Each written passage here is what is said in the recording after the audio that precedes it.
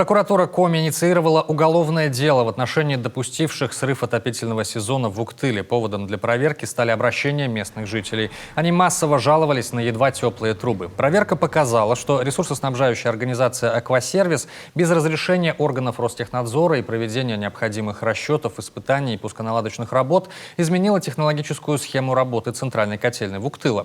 В итоге в период зимнего максимума нагрузок компания систематически нарушала график подачи тепла потребителям.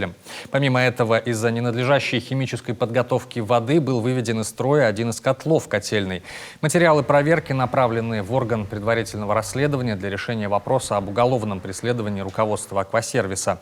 Кроме того, в суд направлен иск о возложении на общество с ограниченной ответственностью обязанностей по устранению нарушений законодательства о промышленной безопасности. В администрацию Уктыла, которая не обеспечила контроль за ходом подготовки к отопительному периоду, внесено представление. Выявлены нарушения и в деятельности службы судебных приставов. Они ненадлежащим образом контролировали исполнение вынесенного по иску прокурора Уктыла судебного решения об оборудовании многоквартирных домов общедомовыми приборами учета коммунальных ресурсов. Представления также внесены в Стройжилтехнадзор.